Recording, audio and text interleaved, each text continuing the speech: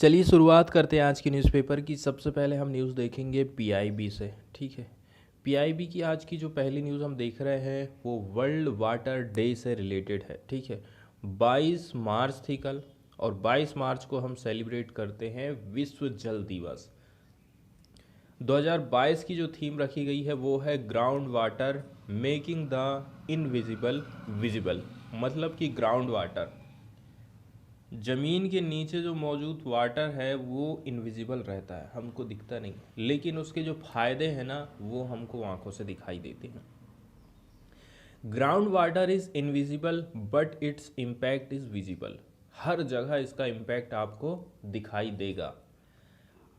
Out of sight under our feet ground water is a hidden treasure that enriches our life. ठीक है, हमारे ज़मीन के नीचे एक छिपा हुआ खजाना है जो हमारे जीवन को क्या करता है, इनरिच करने का काम करता है। Almost all of the liquid fresh water in the world is ground water.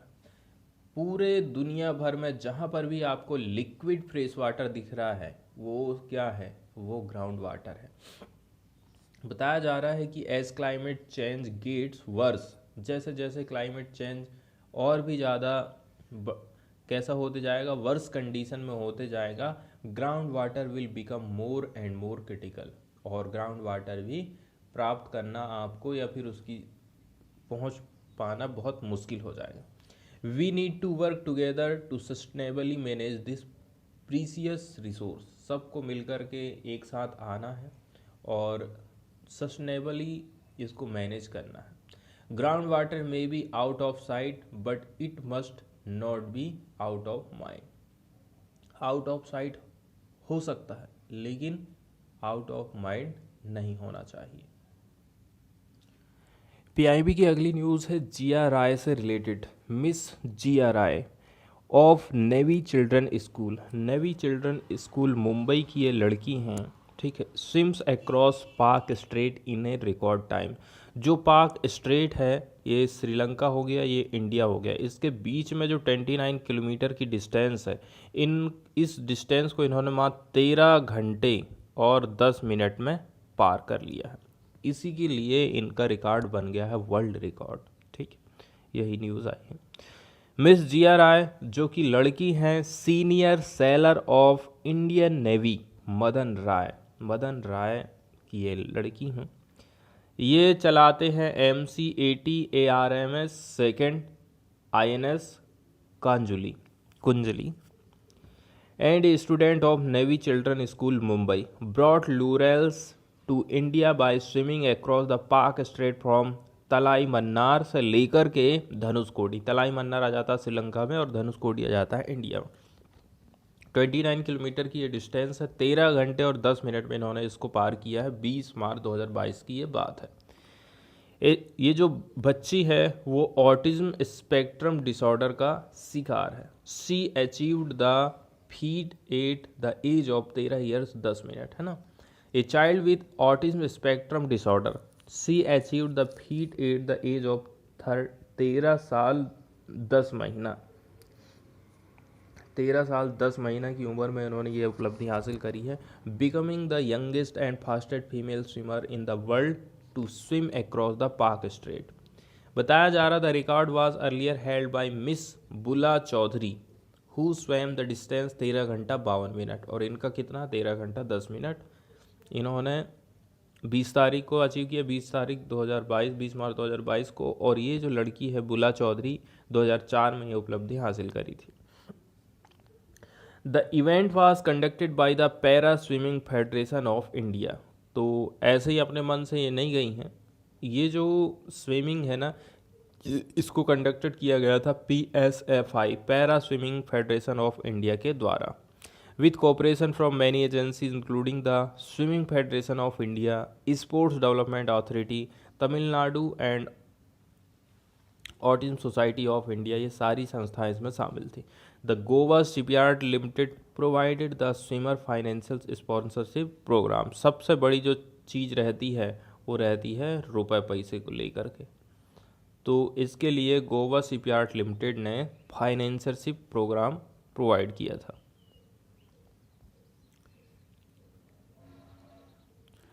ये पिक्चर देख रहे हैं, यही पिक्चर है GRI का, मिस GRI।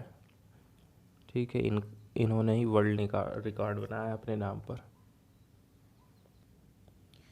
इसके बाद वाली जो न्यूज़ है वो कोई खास न्यूज़ तो नहीं है, फिर भी नीति आयोग का उल्लेख यहाँ पर किया गया है, तो हम नीति आयोग को देख लेते हैं। ठीक है, हम समझने की कोशिश करेंगे कि नीति आयोग योजना आयोग से किस प्रकार से भिन्न है, तब अच्छी तरह से हम जान पाएंगे कि नीति आयोग आखिर है क्या चीज़। यदि हम प्लानिंग कमीशन की बात करें तो enjoyed the powers to allocate funds to ministries and state government।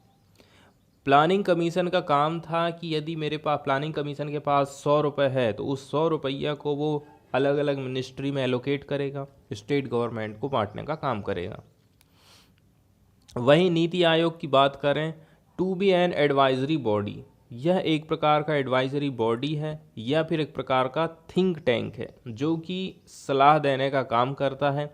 The powers to allocate funds might be vested in the finance ministry.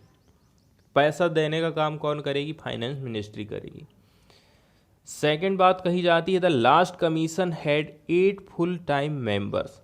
Last का जो कमीशन था उसके 8 फुल टाइम मेंबर थे। The number of full time members could be fewer than planning commission. लेकिन नीति आयोग में हमेशा member जो है कम ही रहे हैं। स्टेट का जो रोल था was limited to the National development Council and annual interaction during the plan meeting. तो जब भी ये योजना आयोग की बैठक होती थी तो स्टेट गवर्नमेंट का रोल लिमिटेड रहता था, है ना, क्योंकि जो नेशनल डेवलपमेंट काउंसिल है और जो एनुअल इंटरेक्शन होता है वहाँ पर केंद्र सरकार का ज़्यादा बोलबाला रहता था। इसके अलावा इसमें कहा जाता है नीति आयोग में कि state government are expected to be play a more significant role than they did in the Planning Commission. इसमें ज़्यादा रोल अदा करने की बात यहाँ पर करी जाती। तीसरी बात, सेक्रेटरीज या फिर member secretaries were appointed through the as usual process. Normally process के माध्यम से सेक्रेटरी और सेक्रेटरी मेंबर को अपॉइंट करा जाता था। इसमें कहा जा रहा है कि secretaries to be known as the CEO to be appointed by the prime minister. इसमें प्राइम मिनिस्टर CEO को अपॉइंट करेगा। आगे बताया जा रहा था, full Planning Commission had no provision for part time member. जो फुल प्लानिंग कमीशन था उसमें ऐसा था कि पार्ट टाइम मेंबर का प्रावधान नहीं है, लेकिन इसमें कहा जा रहा है to have a number of part time member depending on the need from time to time. ज़रूरत के हिसाब से रखना है और उनको निकाल देना है।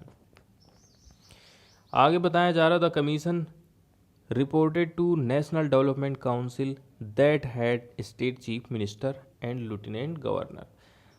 कमीशन अपनी रिपोर्ट किसको देता था? नेशनल डेवलपमेंट काउंसिल को, और वो that had state chief minister और that had state chief minister and lieutenant governor. Governing council has state chief ministers and lieutenant governors. आगे बताया जा रहा है कि policy was formed by the commission and state were then consulted about allocation of fund. Policy बनाना किसका काम था? कमीशन का, और स्टेट से फिर कंसल्ट किया जाता था फंड के एलोकेशन से रिलेटेड। और नीति आयोग के संदर्भ में क्या होता है कि कंसल्टिंग स्टेट के साथ में कंसल्ट करना है जब पॉलिसी बन रही है। इसके बाद the decision on funds allocation, इसके बाद फिर फंड एलोकेशन के लिए डिसाइड करना है। Finally policy would be a result of that. उसके बाद रिजल्ट जो आएगा वो पॉलिसी के रूप में हमारे सामने आ जाएगा। बताया जा रहा है, imposed policies on state and tight allocation of fund with project it approved. जो प्रोजेक्ट दिए गए हैं आपको उसके लिए पैसा हम दे रहे हैं, ऐसा केंद्र सरकार कहती थी राज्य सरकारों को। लेकिन नीति आयोग थिंक टैंक के काम करता है and does not have the power to impose policies. Policy को इम्पोज ये नहीं कर सकता है। मैप वाले सेक्शन से हम समझने की कोशिश करेंगे पाक स्ट्रेट के बारे में।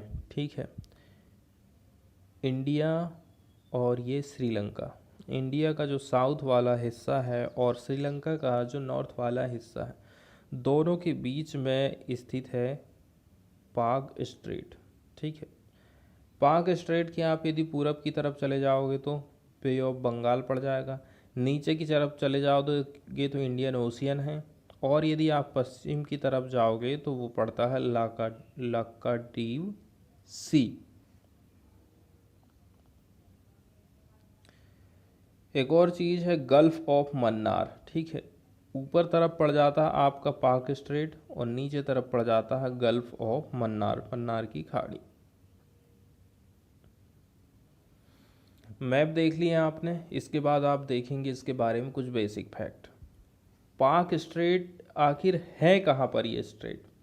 तो ये जो स्ट्रेट है ये पड़ता है इंडिया में तमिलनाडु, ठीक है, और श्रीलंका में जाफना डिस्ट्रिक्ट पड़ता है, of the northern province of the island nation Sri Lanka.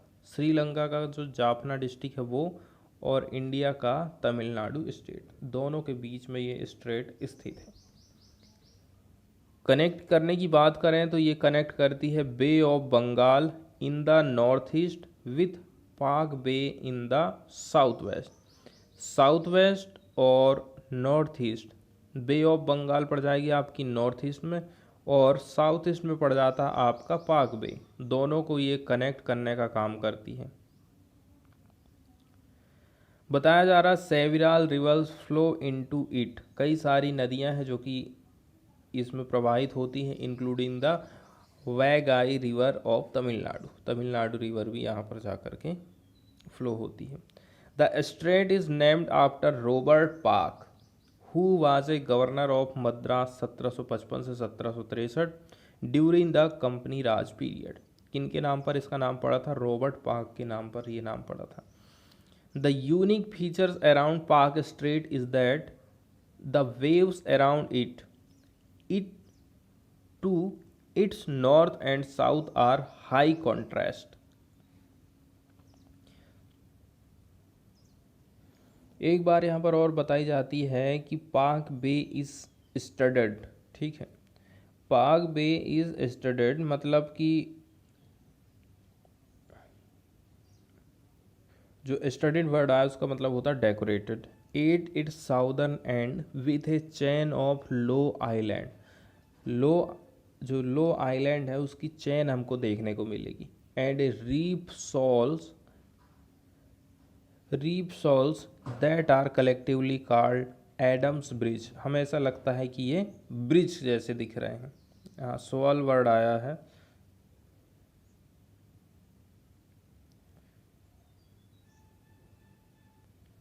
तो जो रीफ हो गई और लो आइलैंड हो गए, हमें ऐसा लगता है कि ये एक प्रकार से ब्रिज बन गया है, एडम्स ब्रिज नाम रखा गया है। It has historically been known in the Hindu mythology as Ram Setu, और हिंदू मिथोलॉजी में इसको राम सेतु कहा जाता है। That is the bridge of Rama. This chain extend between Dhanushkodi on Pamban Island. कहाँ से? धनुषकोडी पंबन आइलैंड से चालू हुआ है। Also known as Rameswaram Island in Tamil Nadu and Mannar Island in Sri Lanka. Dhanushkodi से चालू हुआ है और इधर मन्नार तक गया है श्रीलंका में। The island of Rameswaram is linked to the Indian mainland by the Pamban Bridge. Pamban Bridge के माध्यम से ये मेनलैंड इंडियन के मेनलैंड से कैसा है? कनेक्टेड है। कौन सा आइलैंड? जहाँ पर रामेश्वरम है। अब इसके बाद हम खबरें देखेंगे द हिंदू से। पहली खबर हम देखने वाले हैं यूनियन कैबिनेट से रिलेटेड। यूनियन कैबिनेट ने अप्रूवल दे दिया है एमसीडी रीयूनिफिकेशन बिल को। ठीक है, अब यहाँ पर दिक्कत ये हो गई है कि अभी कुछ दिन पहले अरविंद केजरीवाल के द्वारा एक वीडियो जारी किया गया था। उसमें ये कहा गया था कि देखो, जो एमसीडी है, नगर पालिका या नगर निगम है दिल्ली, उसके चुनाव को केंद्र की सरकार ने अभी के लिए हाल फिलहाल में टाल दी है। उनका कहना है कि यहाँ पर 3 नगर निगम काम कर रही हैं, हम तीनों को मिला करके एक ठो नगर निगम करना चाहते हैं, इसलिए हमने अभी चुनाव को टाल दिया है। अब लेकिन दूसरी तरफ दिक्कत यहाँ पर यह हो जा रही है कि जिस प्रकार से पंजाब ने एक तरफा हराई है, आप आम आदमी पार्टी ने बीजेपी को, और सभी को कहना चाहिए, तो इस बार भी आम आदमी पार्टी की लहर है। अभी हाल में ही यदि चुनाव हो जाता है तो इस बार फिर क्लीन स्वीप हो जाएगी बीजेपी। शायद इसी के चक्कर में ये जो चुनाव हैं टाले गए हैं, ऐसा कहना है आम आदमी पार्टी का। चुनाव आप करवाइए, ये तो यदि इनको एक करना है तो आप तो चुनाव के बाद भी कर सकते हो। दूसरी बात, इतने 7 साल हो गए जब तक आपने तो इनको एक नहीं किए, आज कैसे अचानक आपके मन में बात आ गई? तो ऐसे बहुत सारे क्वेश्चन हैं जो कि राइज किए जाते हैं। तो union cabinet on Tuesday cleared a bill that propose to unify 3 civic bodies in Delhi. Delhi की जो 3 सिविक बॉडीज हैं उनको एक करने का ये काम करेगा। The Delhi municipal corporation amendment bill 2022 इसका नाम रखा गया है, is expected to be tabled in parliament this week. इसी हफ्ते में इसमें कामकाज चालू हो जाएगा। The amendment process a unified municipal corporation of Delhi by subsuming the south Delhi municipal corporation, north Delhi municipal corporation, east Delhi municipal corporation, तीनों को मिलाकर के एक कर दिया जाएगा। द कॉरपोरेशन वाज ट्राइफ्रुक्टिक इन 2012। बताया जा रहा है कि 2012 में डिवाइडेड किया गया था इसको 3 भागों में, ताकि इसका जो कामकाज है, जो लोड है, वो कम हो सके। ठीक है, इसलिए उसको बांट दिया गया था। कहा जा रहा है the division of the corporation was uneven, ये सही नहीं था। इन term of territorial division and revenue generation, territorial division के हिसाब से और रिवेन्यू जनरेशन के हिसाब से कोई मतलब ही नहीं रहता डिवाइड करने का। As a result there is a huge gap in the resources available to the 3 corporation. एक जगह 100 रुपये मिल रहा है, दूसरी जगह 50 रुपये मिल रहा है, ऐसा इसमें गैप देखने को मिला। विस देयर ऑब्लिगेशन, इसके अलावा वाइडनिंग गैप कहा जाता है। The source said the gap has widened over time, increasing the financial difficulties of civic bodies। तो फाइनेंशियल डिफ़िकल्टीज आ रही थी, इसके लिए भी जो है 3 को हम एक बना रहे हैं।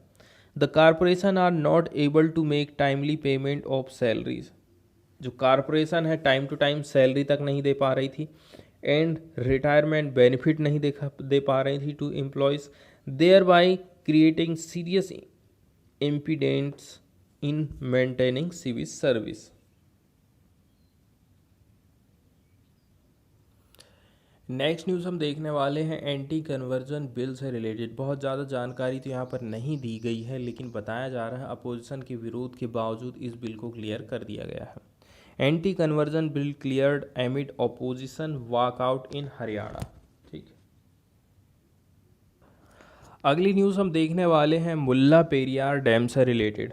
चूँकि ये जो डैम है इसकी लोकेशन है केरला में, लेकिन इसको ऑपरेट किया जाता है तमिलनाडु के द्वारा। फॉलोइंग एन 1886 लीज इंडेंचर, 1886 में इसको लीज पर लिया गया था 999 साल के लिए। The Periyar lake lease agreement नाम इसका रखा गया था। That was signed between Maharaja of Travancore and the secretary of state India for the Periyar irrigation work, ताकि जो सिंचाई वाला काम हो सके। इसको कंस्ट्रक्ट किया गया था 1887 एंड 1895 के बीच में। The dam redirected the river to flow toward the Bay of Bengal. ठीक है, जो पानी रिवर का पानी है वो बे ऑफ बंगाल की तरफ फ्लो हो, ऐसा इस हिसाब से इसको बनाया गया था। इंस्टीड ऑफ अरेबियन सी की तरफ ना जाए। And provide water to arid rain region of Madurai in Madras Presidency. Madras Presidency में जो मदुरई है वहाँ पर सिंचाई के लिए इसका पानी यूज़ किया जाएगा। तो the dam is located on the confluence of the Mullayar and Periyar rivers in Kerala's Idukki district. कहाँ पर इसकी लोकेशन है? मुलियार और पेरियार रिवर्स केरल के इडुक्की ज़िले में। एक्सप्लेनर वाले पेज पे जाते हैं और देख लेते हैं नेशनल लैंड मोनेटाइजेशन कॉरपोरेशन से रिलेटेड, शॉर्टकट में इसको हम कहते हैं NLMC। ठीक है, तो इसको सेटअप किया गया है केंद्र सरकार के द्वारा। तो आखिर इसको सरकार ने क्यों स्थापित करी है और किस प्रकार से ये रेवेन्यू जनरेट करेगा और एम्प्लॉयमेंट प्रदान करेगा, ये सारी चीज़ें हम देखेंगे। The NLMC will be a firm fully owned by the government to carry out the monetization of government and public sector asset। तो गवर्नमेंट और जो पब्लिक सेक्टर का एसेट है उससे पैसा बनाने का काम ये फर्म करने वाली है। ये इसको पूरी तरह से सरकारी रहेगी। There are difference reason why the government monetise its asset. कई सारे ऐसे रीजन हैं कि क्यों आखिर सरकार आपके पास जो एसेट है उसको मोनेटाइज करना चाहती। One of them is to create new source of revenue का नया सोर्स जनरेट करना। दूसरा है unlock the potential of unused and under used asset by involving institutional investor या फिर प्राइवेट प्लेयर। इसमें इन्वॉल्व किया जाएगा इंस्टीट्यूशनल इन्वेस्टर को या फिर प्राइवेट प्लेयर को। ठीक है, ताकि जो अनयूज्ड और अंडर यूज एसेट है उसकी पोटेंशियल को हम अनलॉक कर सकें। Monetization is also done to generate capital to future asset creation. कहा जा रहा है ये जो है ना फ्यूचर एसेट क्रिएट भी करने का काम करेगा। According to the economic survey 2021 बाय CPSE central public sector enterprises, जिनको हम पब्लिक सेक्टर सार्वजनिक क्षेत्र के उपक्रम कहते हैं, कंपनियां कहते हैं ना, हैव पुट नियरली 3400 एकड़ ऑफ लैंड, इतनी ज़मीन इनके पास है, on the table for potential monetization, और यहाँ से आप पैसा कमा सकते हो। In term of government land the railway and defence ministries on the bulk of majority. सबसे ज़्यादा ज़मीन रेलवे और डिफेंस मिनिस्ट्री के पास में है। पहला क्वेश्चन यहाँ पर उठाया जाता है कि आखिर NLMC क्या चीज़ है और कौन से काम ये करेगी। The land monetization corporation will be a firm. एक प्रकार से आप इसको फर्म या फिर कंपनी कह सकते हो, पूरी तरह से सरकारी रहेगी। ये कैरी आउट करेगी monetization of government and public sector asset in the form of surplus unused and under use land asset. तो जो पब्लिक सेक्टर की कंपनियां हैं उनके पास जो अनयूज्ड ज़मीन है, अंडर यूज्ड ज़मीन है, वो एसेट के रूप में है। वहाँ से कैसे पैसा अपन कमा सकते हैं, मोनेटाइज कर सकते हैं, ये काम करेगी ये company. It will fall under the administrative jurisdiction of the ministry of finance and will be set up with an initial authorised share capital of 5000 crore and paid up capital रहेगी 150 करोड़। यहाँ एक वर्ड यूज़ किया गया है authorised capital of stock. तो देखो, the maximum number of share a company is legally allowed to issue या फिर offer based on its corporate charter. कितने मैक्सिमम रुपए तक की ये शेयर जारी कर सकती है? तो 5000 करोड़ तक के। ठीक है, एक वर्ड यूज़ किया गया है पेड अप कैपिटल, इसको भी हम समझ लेते हैं। बहुत ही आसान है, यदि शब्दों में आप जानने की इसको कोशिश करोगे तो देखिए, ये एक गिलास है, गिलास में टोटल कितना पानी आ सकता है? Authorised capital like the container that hold water, कितना पानी वो उसके अंदर आ सकता है, इतना सारा पानी इसके अंदर आ सकता है, ये पूरा कह जाएगा ऑथराइज्ड कैपिटल। ठीक है, लेकिन यदि आपने इसमें पानी इतना ही भरे हो तो इसको आप क्या कहोगे? Paid up capital. मान के चलो मुझे 50 रुपये का शेयर जारी करना था, ठीक, इतनी मेरी कैपेसिटी है, लेकिन मुझे 40 रुपये ही प्राप्त हुआ है, तो ये मेरा क्या कहलाएगा? ये पेड अप कैपिटल कहला जाएगा। Paid up capital is like water in the container, गिलास में कितना पानी बचा। It is the amount of shares the company has issued to its share holder. इन्हें 40 रुपये के शेयर कंपनी ने जारी करिए शेयर होल्डर्स को। The company has the capacity to issue more share up to authorize capital of company, लेकिन मैं 50 रुपये तक के शेयर जारी कर सकता हूँ, क्योंकि 50 रुपये तक का पानी इस गिलास में आ जाएगा। आगे कहा जा रहा है ऐसी कंपनियां जिनको सरकार बेच रही है या बेचने वाली है, तो उनकी ज़मीन कभी यूज़ ये कंपनी करेगी। ठीक है, इसके अलावा बताया जा रहा है, देखो, the surplus land and building asset of such enterprises are expected to be transfer to NLMC which will then hold, manage and monetize them। Official statement की बात करें, released after a recent cabinet meeting chaired by Prime Minister Narendra Modi, the setting of the NLMC will speed up the closure process of CPSE and smoothen the strategic disinvestment process.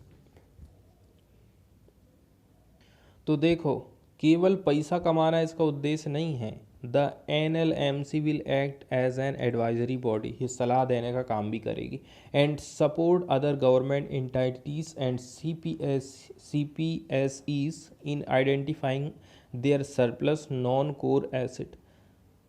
कहाँ पर है कहाँ नहीं है ये भी नज़र रखते रहेगी, and monetizing them in an efficient and professional manner, maximizing the scope of value realization। तो यहाँ पर मोनेटाइजेशन का मतलब बताया जा रहा है। जबकि government monetise its asset, it essentially means that it is transferring the revenue right of the asset, could be idle land, infrastructure, PSU to private player for a specified period of time. तो monetising का मतलब यहाँ बताया जा रहा है, जो revenue के राइट है ना उसको ट्रांसफ़र करना, ठीक है, किसी भी एसेट के प्राइवेट प्लेयर को for a specific period of time. मान के चलो कि 5 साल के लिए हमें रिवेन्यू जनरेट करके दो, हमने किसी प्राइवेट कंपनी को ये अधिकार दे दिया है। In such transaction the government gets in return an upfront payment from the private entity. इसके बदले में प्राइवेट कंपनी सरकार को 150 जितना भी चाहे पैसा दे सकती है। Regular share of the revenue generated from the asset, a promise of steady investment into the asset and the title right to the monetise asset. कामकाज ये कैसे करके करेगी? तो सबसे पहली बात है, यहाँ पर जो वर्कर है ना वो काफ़ी अनुभव वाले चाहिए। The firm will hire professionals from the private sector, private sector से ये प्रोफेशनल को हायर करेंगे मेरिट बेस्ड अप्रोच पर, similar to other specialised government companies जैसे कि national investment and infrastructure fund से, इन्वेस्ट इंडिया से, यहाँ से ये वर्कर को हायर करने वाले हैं। This is because asset monetisation of real estate require expertise in value of property, valuation of property, market research, investment banking, land management, legal diligence and other related skill की ज़रूरत पड़ती है।